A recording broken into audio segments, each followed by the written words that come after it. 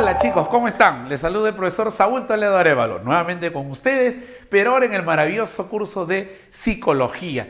Vea usted, vamos a concentrarnos en este segundo capítulo. Algunos autores o libros lo mencionan con el nombre de doctrinas psicológicas, otros lo llaman escuelas psicológicas. En particular, yo prefiero llamarlo evolución histórica de la psicología. ¿Y por qué, profesor? Porque básicamente lo he puesto a través de una línea de tiempo en un cuadro comparativo donde vamos a ver a través de los años evolutivamente y cronológicamente cómo estas escuelas o doctrinas han dado aportes a lo que hoy se llama ciencia psicológica. Acompáñame a ver este maravilloso tema que nos va a nutrir un poquito sobre la historia de la psicología. Adelante. Profesor, hablemos.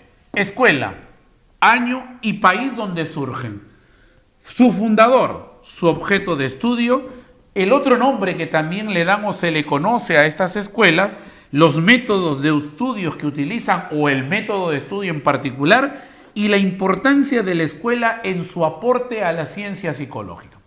Empezamos hablando de la primera escuela de ellas. ¿De quién se trata, profesor? Se trata del estructuralismo. Esta escuela aparece en un año peculiar e importante para la psicología. ¿Cuál es, profesor? Hablamos del año 1879. ¿Y qué tiene de peculiar para la psicología, profesor? Mucho. ¿Por qué? Porque resulta que el año 1879 es el año en el cual la psicología se convierte en una ciencia. ¿En qué, profesor? En una ciencia. Con un hecho histórico. ¿Y cuál es ese hecho, profesor? La fundación del primer laboratorio de psicología experimental en la famosísima Universidad de Leipzig en Alemania. Sí, en Alemania. Profesor, ¿y quién es su fundador? Aquí lo tenemos. Wilhelm Wundt. Profesor Wilhelm Wundt, sí, famosísimo, considerado como el padre de la psicología científica. Profesor, una preguntita, ¿y por qué se llama estructuralismo? Porque precisamente lo que estudia, vale decir, su objeto de estudio es la estructura ¿de qué, profesor? De la conciencia. Pero esa estructura de la conciencia, dice el estructuralismo, es la sumatoria de tres elementos básicos. ¿Y cuáles son esos tres elementos básicos, profesor?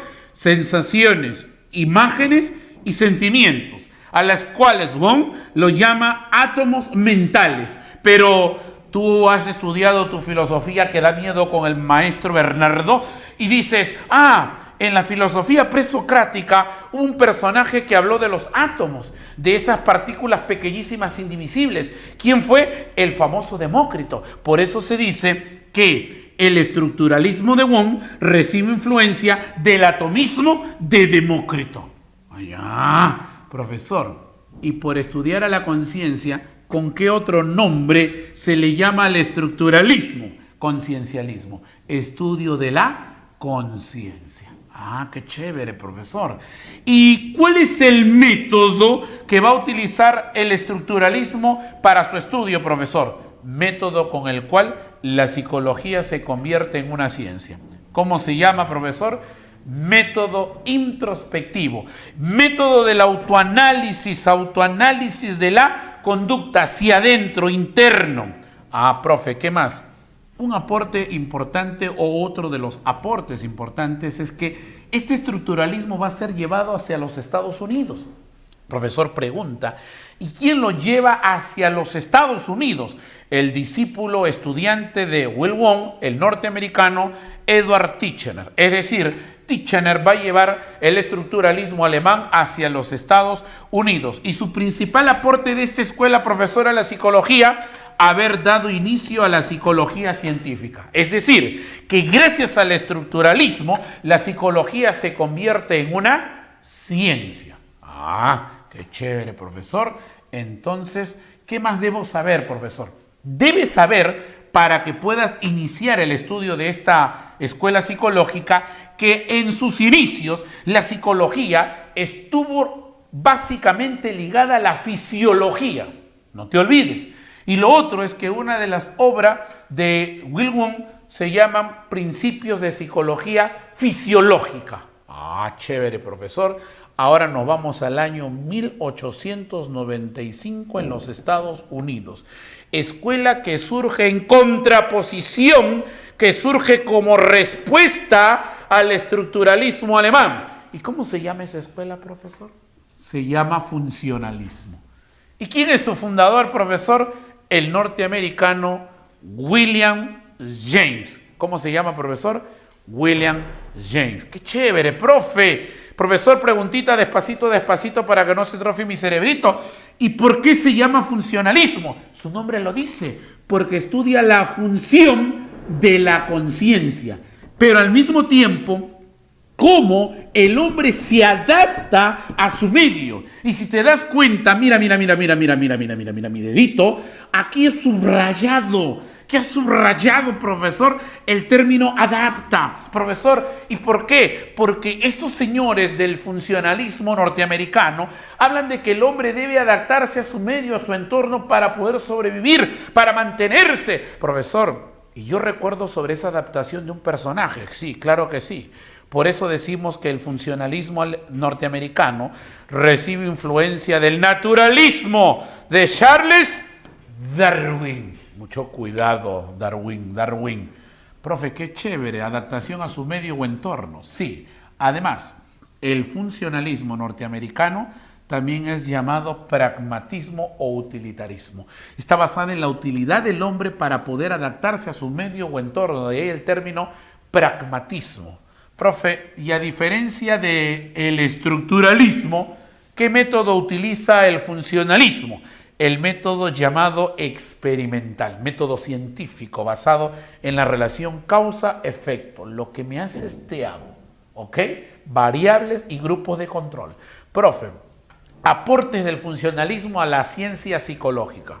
Primer aporte, ellos van a desarrollar una teoría sobre las emociones. Inician la llamada psicología aplicada creando la psicopedagogía o pedagogía, cuyo máximo exponente y fundador es John Dewey, psicología que estudia la relación enseñanza-aprendizaje. Además, crean el método psicométrico, método que sirve para la medición de los procesos psíquicos de forma indirecta y aproximada. Profesor, entonces, estos son los aportes del funcionalismo. Yes. Ahora, como yo te estoy dando la carnecita, seguramente te van a preguntar en tu examen de admisión, diga usted cuál de las siguientes es la obra del William James, de este personaje fundador del funcionalismo. Su obra se titula Principios de Psicología. No te olvides. Te doy otro dato curioso para que tú sepas. Mira, William James va a crear la primera, escúchame bien, la primera clase de psicología en Estados Unidos. ¿Adivinas cuántas personas fueron a su clase? Solo él. Fue el único participante de su escuela de William James. Mucho cuidado con ese dato. Oye, y nos vamos a la escuela más polémica que vamos a encontrar dentro de la historia de la psicología. Profesor, ¿y de quién se trata? Del psicoanálisis.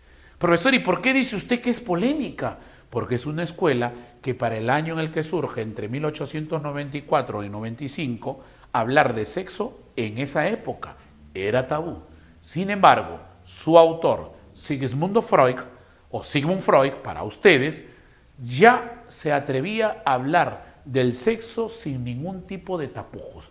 A tal punto que, por ejemplo, relacionada todo lo largo con el falo del varón, el pene, y todo lo ovalado lo relacionaba con la vagina de la mujer. Él, por ejemplo, relacionaba la corbata del varón con el pene del varón, proporcionalmente directo o directamente proporcional. Por eso cuando yo uso mi corbata, me da hasta la... Ya tú sabes, ¿para qué te voy a contar? Profe, ¿y qué más? Ah, el profesor me cita, ese usa Michi, además no te voy a contar. Profe, ¿qué más? Debo contarte que Sigmund Freud un buen día se va a ir hasta una zapatería. Profesor, ¿y a qué se va la zapatería? Oye, se va persiguiendo a un tipo que se llamaba José Mesa y lo encontró ahí probándose un montón de zapatos.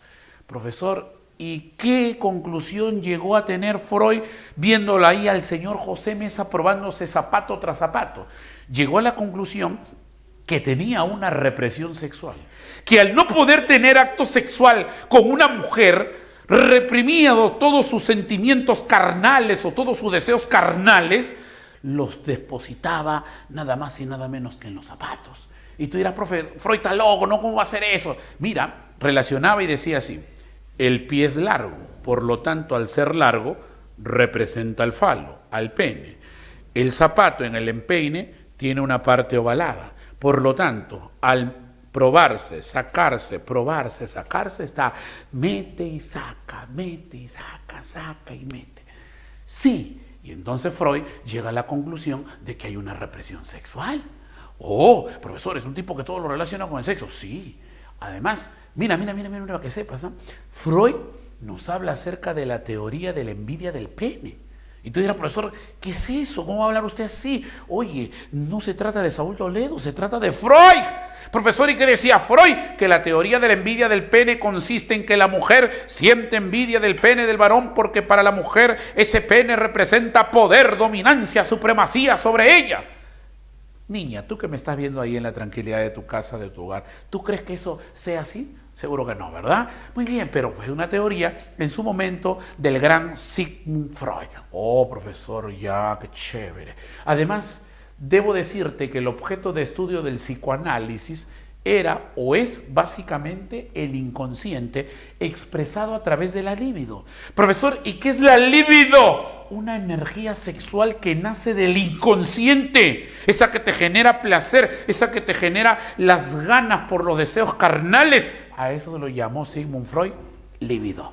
Oh, profe, qué chévere. Profesor, una preguntita. ¿Y cuál es el otro nombre del psicoanálisis? ¿Se le llama psicología dinámica? ¿Psicología del yo? ¿Psicología sexual? ¿O psicología de las primeras infancias? ¿Y por qué de las primeras infancias, profesor? Explíqueme esa partecita porque, joder, profesor, estamos en clases virtuales y no va a haber tiempo de repente para preguntarte. No te preocupes, yo me estoy haciendo las preguntas por ti.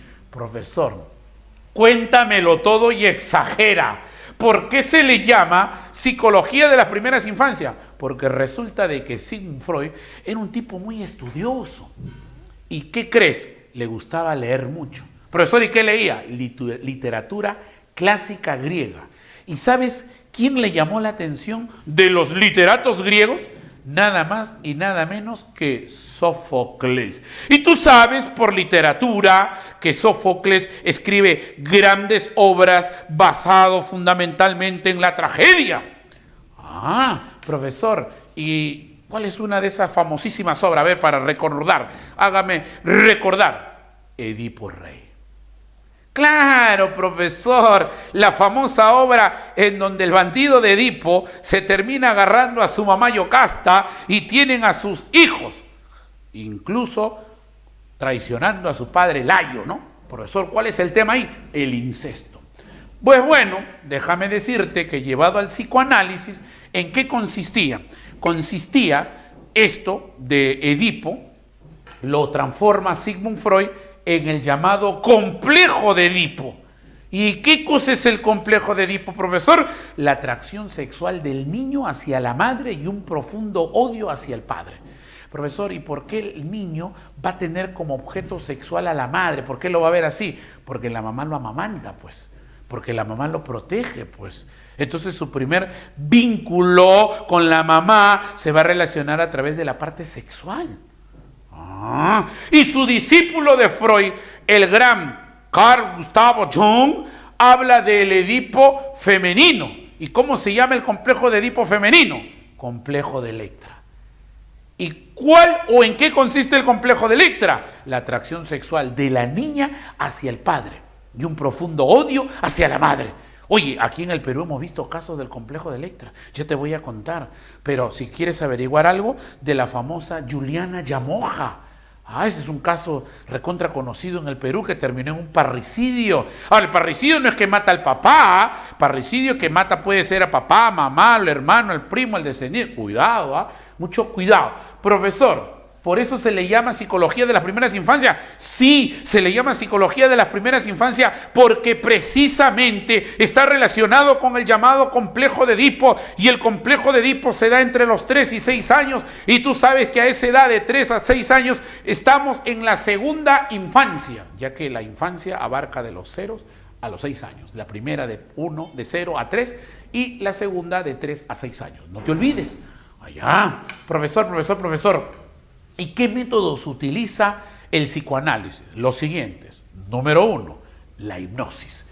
Profesor, ¿y qué es la hipnosis? Es un sueño artificial por la cual un sujeto activo llamado hipnotizador va a influenciar sobre la mente de un sujeto pasivo llamado hipnotizado. Mira, por ejemplo, yo te voy a hipnotizar en estos momentos desde tu casita. Duerme, y te duermes. Esa es una hipnosis, un sueño artificial, en la cual te puedes quedar inconsciente de momento. La segunda es la asociación libre de ideas. ¿Y en qué consiste? Mira, te voy a contar. Una vez que Sigmund Freud hipnotizaba a la persona, lo acostaba sobre una camilla, ahí está la persona. Estando inconsciente esta persona, Freud empezaba a hacerle pregunta tras pregunta tras pregunta, y esta persona, estando inconsciente, le respondía. A ese método se le llama asociación libre de ideas, que consiste en hacer evocaciones espontáneas. No contento con eso, Sigmund Freud se va a la parte más intensa, más profunda, más inconsciente de esa persona, estando hipnotizada ahí, estando dormida. Y entonces hacía que todo aquello que esa persona tenía guardada, reprimida, lo sacase hacia el exterior. Y surge el tercer método, que es la catarsis. ¿Y qué es la catarsis, profesor? La liberación de frustraciones. ¿No has escuchado tú alguna vez que una persona dice, sobre todo la chica, ¿no? Ay, amiga, he hecho mi catarsis, se ha liberado de todo lo que tenía ahí guardado, reprimido. Sobre todo cuando van a contarle a la compañera, a la amiga, sobre sus problemas, ¿no? Emocionales, sentimentales, de su crush, dicen. Ya está, qué chévere. Profe, ¿y cuáles son los aportes del psicoanálisis? Ellos han estudiado enfermedades como, por ejemplo, la neurosis, la psicosis, la paranoia, entre otros. Usted sabe que la neurosis y la psicosis son enfermedades de la personalidad. La diferencia entre las dos está en que en la neurosis la persona está consciente y se da cuenta que sufre de la enfermedad, aún tiene contacto con la realidad, y su principal síntoma es la ansiedad. Una forma de neurosis, por ejemplo, son las fobias. Usted sabe que las fobias son miedos. El miedo a los lugares cerrados, como la claustrofobia, por ejemplo, la pirofobia, la aracnofobia, ¿no? La sinofobia, entre otros, ¿no? Por ejemplo, la antropofobia, miedo a los hombres, entre otros. Ya está. La ginecofobia, miedo a las mujeres. Ahí está. Profe, ¿y la psicosis? Esa es una enfermedad más grave. ¿Por qué? Involucra toda la personalidad. Ahí la persona se vuelve inconsciente, literalmente está loco, no tiene contacto con la realidad. La más extrema de la psicosis es la esquizofrenia, una enfermedad que está basada básicamente en alucinaciones. Creíble, ¿verdad? Ya está. Profe, bueno, el complejo de Edipo y de Electra, que lo acabamos de comentar. La teoría sobre la personalidad, donde va a dividir a la personalidad en el yo, el ello y el super yo, así como el consciente, el preconsciente y en el inconsciente, a través del llamado aparato psíquico freudiano. Y también el desarrollo psicosexual. Sigmund Freud era un tipo loco, yo lo digo loco porque todo lo relacionaba con el sexo. En el desarrollo psicosexual dividió la personalidad basado fundamentalmente en el sexo. Profe, ¿y cuáles fueron esas etapas? Concéntrate. Etapa oral, anal, fálica, latencia y genital. Profe, está loco ese tipo, ¿no? Ya, escúchame ahora. Según Freud, en la etapa oral de 0 a 2 años, el centro de placer sexual para esa persona es la boca. Profesor, ¿y por qué la boca? Todo se lo lleva a la boca. Tú le das a un bebé de esa edad cualquier cosa o objeto, a la boca. Lo malo es que algunos se quedan hasta de grande así, ¿no? Ya, profesor, una preguntita. Y en la etapa anal, ¿por qué le pone así? Esa etapa es de 2 a 3 años. Profe, ¿y por qué anal? Curiosidad. Porque según Freud, el centro de placer es el ano. Profe, ¿cómo que el ano? Ah, tranquilo, no interpretes mal, pillín, ya te vi, te estoy viendo libidinosamente esa mirada que estás diciendo. Uy, el profesor está hablando de esas cuestiones. No, tranquilo, relájate. Según Freud, en la etapa anal, el centro de placer sexual es el ano, porque el niño no va a controlar aún, ¿qué cosa? Su defecación. Entonces, al defecar, va a sentir de cierta manera placer sexual a través de la evacuación. Oh, ya, ahora sí, pues, profe, ya te entendí. Entonces, tenemos etapa oral, etapa anal. Viene la fálica, de 3 a 6 años. En esta edad, según Freud, el centro del placer sexual es el órgano genital. Y allí aparece el complejo de Edipo. O sea, si en un examen de admisión San Marcos, UNI, Católico, Uneval, me preguntan ¿en qué edad o etapa del desarrollo humano aparece el complejo de Edipo? Segunda infancia, 3 a 6 años, al ojo. Te olvides, cachetadón. Ay, ya, profe, qué chévere. Entonces la etapa fálica aparece de 3 a 6 años. ¿Y luego qué viene? La etapa latencia. ¿Y la etapa de latencia de qué edad es? De 6 a 12 años. ¿Y qué pasa ahí, profesor? ¿Cuál es el centro de placer sexual? Según Freud, en esa etapa desaparece el placer sexual. Profesor, ¿y por qué? ¿Por qué si vamos chévere? Tranquilo, porque a esa edad el niño ha entrado a la escuela y entonces su proceso de socialización se intensifica, se vuelve más objetivo, se vuelve juguetón, y su mente se vuelve abstracta porque tiene contacto con las matemáticas.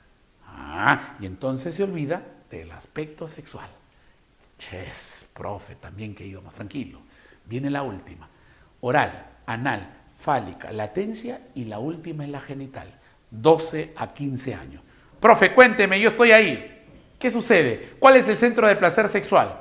Allí, en esa etapa, según Freud, el centro del placer sexual está básicamente en la atracción por el sexo opuesto. Sí, exacto. Esa flaquita o ese mostrito que ya te gusta, seguramente te está atrayendo, tus neuronas se alteran y hay eso que tú llamas química. Exacto. Ya lo sabes. Eso es el desarrollo psicosexual de la personalidad según Sigismundo Freud. ¿Todo dónde, profesor? En el famoso psicoanálisis. Ahora vente para acá. Profe, ¿a dónde nos vamos? 1904. El país del profesor Mesita, Rusia. Mesovsky. Ahí está. José Mesovsky, Rusia. Él es ruso, pero el profesor Mesa es ruso, así es. Profesor, ¿qué surge? La reflexología. Ahí está, qué chévere, profesor. ¿Quiénes son su fundador? Echenov y sobre todo este personaje. Iván Petrovich Pavlov. No, no es Iván Tovar, es Pavlov. Iván Tovar es otro. Ya es otro amigo.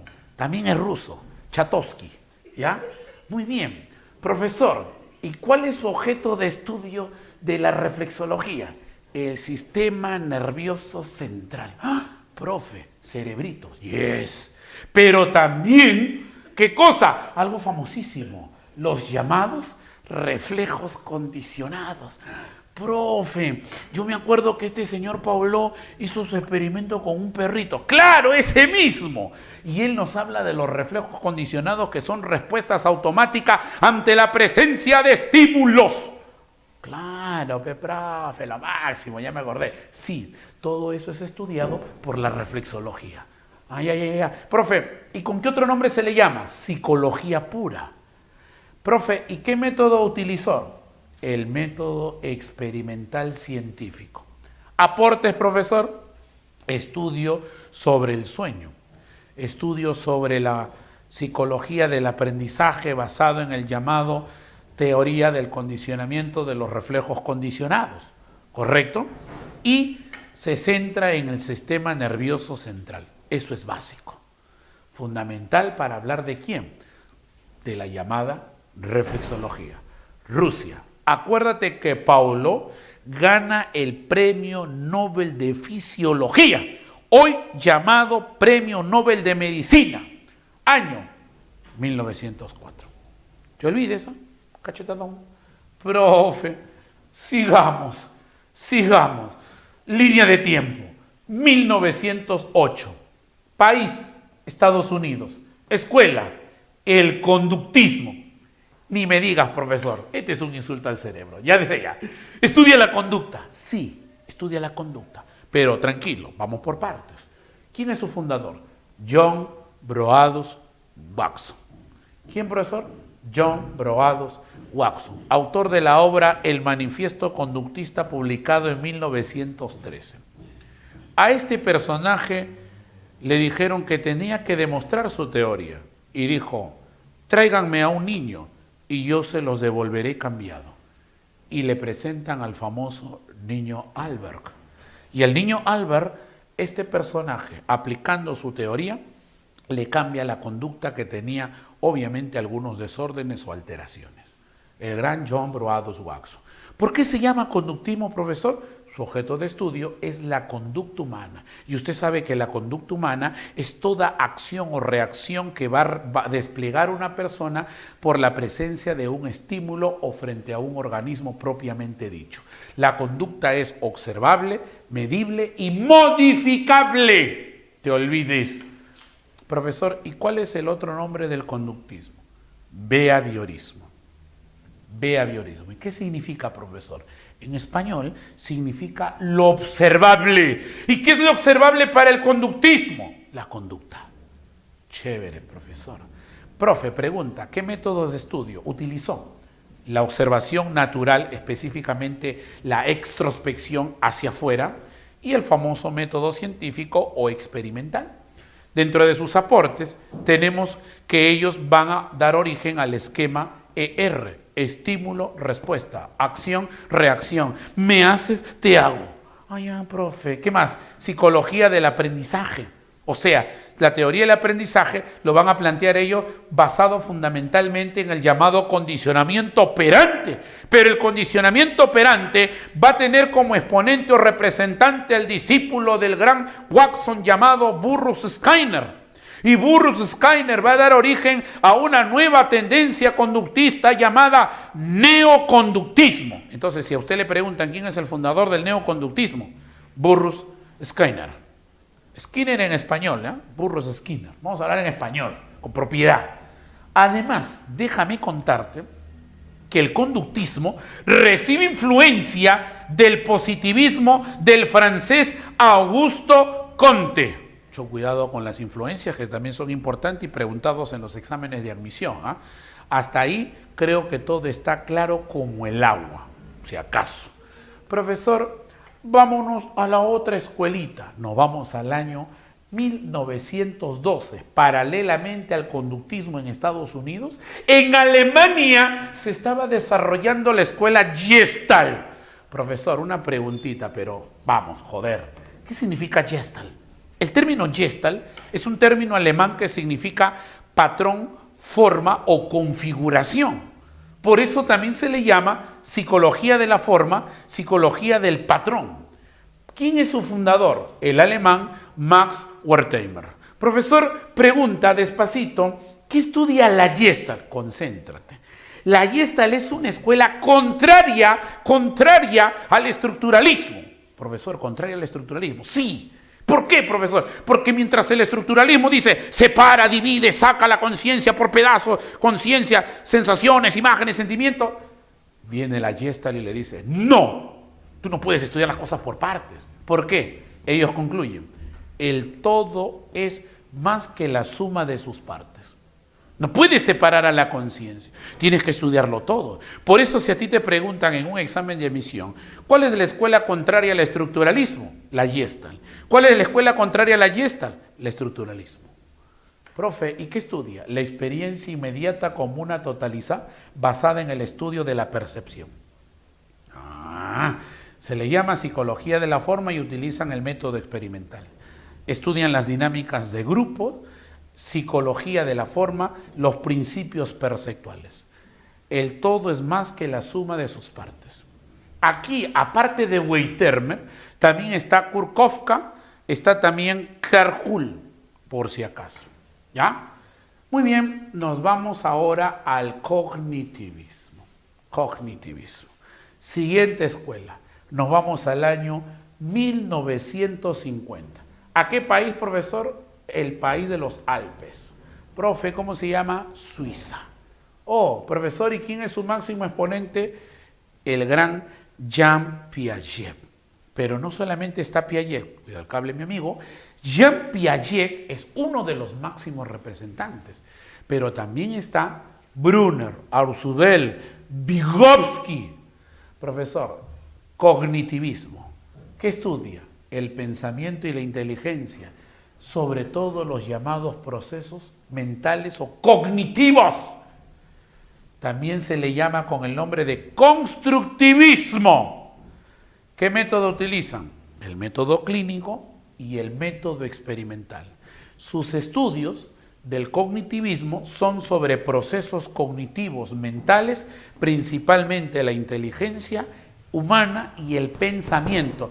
Es decir, ellos nos hablan, básicamente sobre el llamado, cuidado, procesamiento de la información. El procesamiento de la información. Cuidado, procesamiento de la información.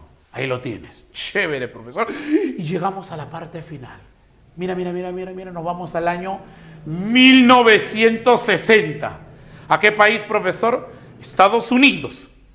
¿Cómo se llama la escuela, profesor? Humanismo. Y encontramos a su máximo exponente, Abraham Harold Maslow y Carl Rogers. Entonces, el humanismo dice, oye, tú has estudiado la conducta, has estudiado el sistema nervioso, has estudiado la conciencia, has estudiado el inconsciente, has estudiado el pensamiento, pero ojo, te estás olvidando de lo más importante, de la persona humana. Te estás olvidando de la noción de persona, te estás olvidando de la existencia humana. De ahí el nombre humanismo. Profesor, ¿y con qué otro nombre se le llama? Se le llama con este nombre, tercera fuerza psicológica. Y seguramente en casita te estás preguntando, profesor, disculpa, si se le llama tercera fuerza psicológica, se entiende que hay una primera y una segunda. Pero vamos, profesor, ¿por qué se le llama fuerza psicológica? Porque causan una conmoción en el mundo, llaman la atención por A o por B razones. La primera fuerza psicológica es el psicoanálisis, porque causó una revolución al hablar del sexo en la época. Y la segunda fue con el experimento del niño Albert, el conductismo. Por lo tanto, la tercera fuerza psicológica, ¿quién es? El humanismo de Abraham Harold Maslow. Chévere, profesor. ¿Y qué método utilizan? El holismo. ¿En qué consiste? En la comprensión de la persona. Ellos hacen estudios basados en el ser humano, la persona, estudian la génesis de la motivación, las necesidades humanas, el estudio de las personas sanas y enfermas, así como también el self, que es el estudio de la conciencia de sí mismo. Además, aquí Maslow hace una jerarquía de las necesidades humanas en una pirámide que hoy se le conoce con el nombre de la pirámide de Maslow. Estimados y queridos jóvenes, espero que hasta ahí todo esté claro como el agua. Para mí siempre es un placer poder compartir con ustedes conocimiento y sobre todo ser parte de su gran proceso de formación académica. Nos quedamos ahí hasta la siguiente sesión. Chao, chao.